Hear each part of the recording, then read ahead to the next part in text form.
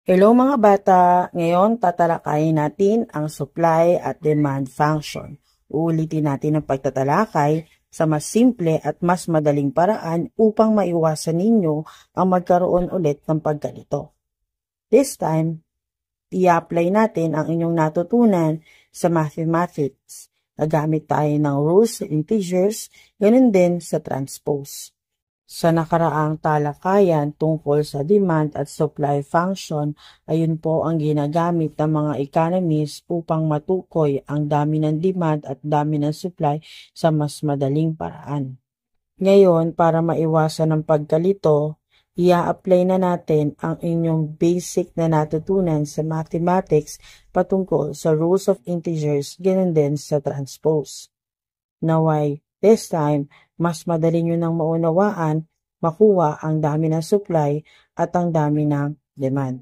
Bago tayo mag-demand at supply, balikan muna natin ang rules of integers kasi dito madalas nagkakamali.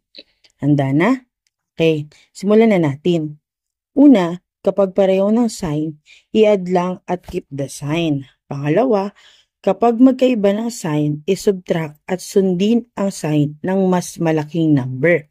Pangatlo, sa multiplication at division naman, tandaan lang na kapag pareho ng sign, positive. Kapag magkaiba ng sign or unlike sign, negative. Sa transpose naman, kapag lumipat, laging magpapalit ng sign.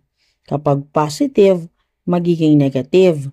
Kapag negative, magiging positive. Simple lang, di ba? Tumungo na tayo sa formula ng demand at supply. Sa formula ng demand, meron tayong QD is equal to A minus BP. Sa formula naman ng supply, meron tayong QS is equal to C plus DP. Ang ibig sabihin ng QD ay quantity demanded na tumutukoy sa dami ng gusto bilhin ng tao.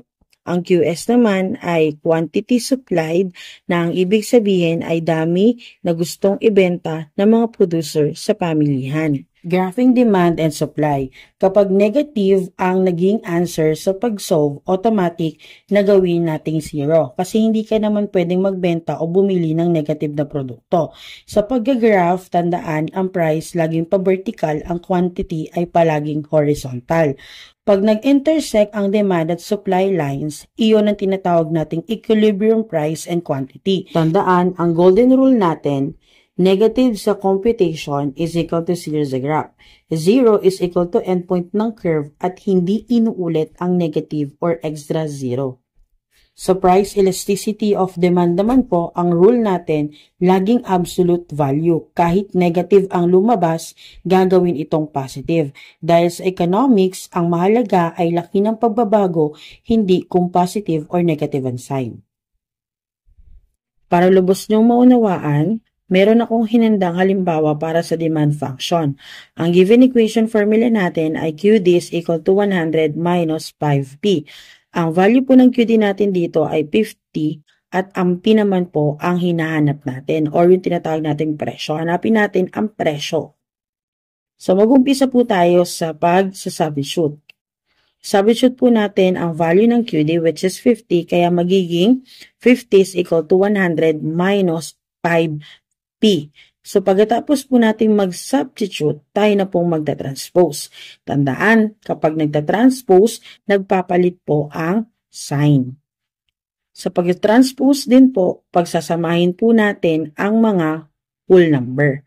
Kaya dito po sa ating given sample, ang magiging answer pagkatapos matranspose ay 50 minus 100 is equal to negative 5P. Pagkatapos po natin matranspose, tayo na pong mag-subtract. Subtract po natin si 50 kay 100. So 50 minus 100 is equal to negative 50 is equal to negative 5P. Pagkatapos po nito, i-divide natin both sides sa negative 5. Ang negative 50 is equal to negative 5P. Kaya magiging sagot ay 10 is equal to P or P is equal to 10. Bakit po naging positive? Dahil nasa rule ng integers kapag nagde-divide tayo, pareho ng sign, magiging positive ang sign. Kaya siya naging 10 is equal to P or P is equal to 10. Para lubos nyo pong maunawaan ang sa supply, meron din po kong hinandang halimbawa. Dito makikita ninyo ang isang supply schedule pero hindi po siya kumpleto. Para makumpleto po ang ating supply schedule, kinakailangan nating mag-solve o mag-compute gamit ang given equation formula nito, which is QS is equal to negative 5 plus 3P. So, una natin gagawin, hahanapin po natin si QS at ang P naman po ay 5. So, given na po siya dito sa ating supply schedule. So, una po natin gagawin ay magsasubstitute. Substitute lang po natin ang value ng P, which is 5. Ayun po yung 5. Kaya po siya naging 5 dito. Magiging QS is equal to negative 5 plus 3 times 5.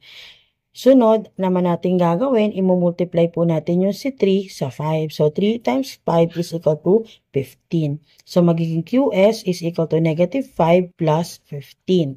Pagkatapos po niyan, i-apply na po natin yung rules sa integers na kapag ka-unlike sign, ay atin po itong isa-subtract. Kaya magiging QS is equal to 10. Kaya po siya positive kasi mas malaking number po yung 15 kesa sa 5. Kaya po siya naging QS is equal to 10. Dahil yung mas malaking number ay positive kesa dun sa negative 5. Kaya po siya naging positive 10.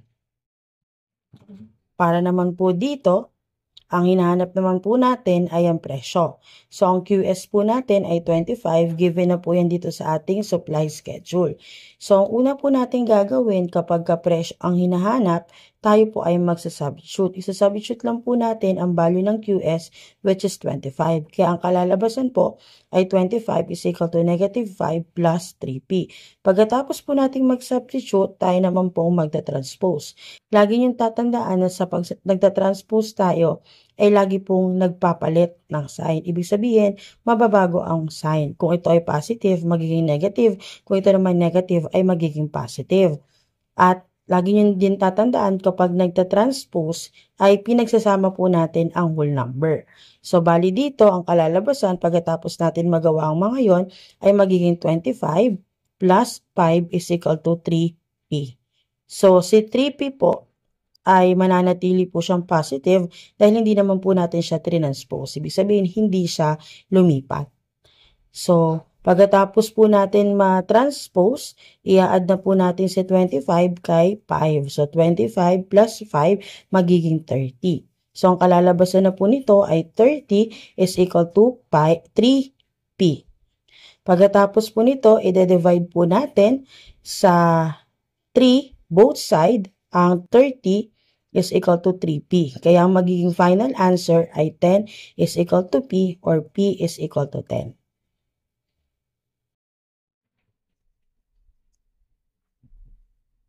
Para naman po dito, ang hanapin natin ulit ay ang presyo given na po ang QS natin. Ang QS po natin ay 40. Nandito din po yan sa supply schedule. So, ang QS po natin ay 40. Una po natin gagawin para mahanap natin si presyo ay tayo po ay magsasubstitute. So, ang kalalabasan po ay maging 40 is equal to negative 5 plus 3P. Bakit po 40? Kasi sinubstitute lang po natin ang value ng QS which is 40. Pagkatapos po natin mag-substitute, magta-transpose po tayo. Ulitin ko, sa pagta-transpose po, nagbabago po ang sign. Kung ito ay positive, pag nilipat mo, magiging negative. Kung ito ay negative, pag nilipat mo, magiging positive. At the same time, kapag nagta-transpose po, pinagsasama po natin ang whole number. So, 40 plus 5 is equal to 3P. Yan na po yung magiging kalalabasan pagkatapos pag-transpose. Pagkatapos po natin mag-transpose, i-add po natin sa 40 kay 5. So, 40 plus 5 magiging positive 45 is equal to 3P. Para makuha po natin ang presyo, kinakailangan nating i-divide sa 3, both side, ang 45 is equal to 3P. Kaya ang kalalabasan is 15 is equal to P or P is equal to 15. Pagkatapos naman po niyan, punta na po tayo dito sa number 4. Sa number 4 naman po, ang hinahanap ay quantity supply. So, para mahanap natin si quantity supply, i-substitute lang natin ang value ng presyo which is 20.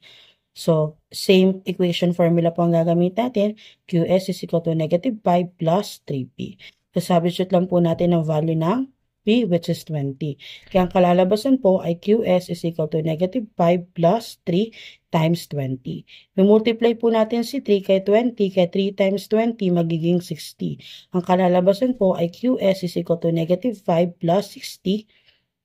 I-apply po natin yung rules sa integers. So, unlike sign po sila, negative 5 tapos positive 60. So, sa rules po natin, ito po ay isa-subtract. So, magiging QS is equal to 55. So, kukunin din po natin yung sign ng number na pinakamalaki, which is 60. Kaya po siya positive 55. QS is equal to 55. Next, ito naman po tayo sa number 5. Ang hinahanap po dito ay quantity supplied. Given na po ang presyo natin, which is 25. So, ganun din po ulit ang ating gagawin. Same procedure, mag-substitute lang po tayo. Substitute po natin ang value ng P, which is 25. Kaya ang kalalabasan ay QS is equal to negative 5 plus 3 times 25. So, i-multiply po natin si 3 kay 25. 3 times 25 is equal to 75. So, QS is equal to negative 5 plus 75 is equal to QS is equal to 70. Kasi apply natin yung rules of integers. So, unlike sign po sila, positive, negative 5 tapos positive 75. So, unlike sign po, isusubtract po yun. Kahit na positive po yung nakalagay dito, isusubtract po natin. So, pagka-subtract, ang kalalabasan ay QS is equal to 70. Kaya po siya positive at hindi negative kasi mas malaking number po ang 75 kesa sa 5. Yun po yung kukunin. Kung sino yung pinakamalaking number, yun ang magiging sign ng final answer. Kaya po siya naging QS is equal to 70.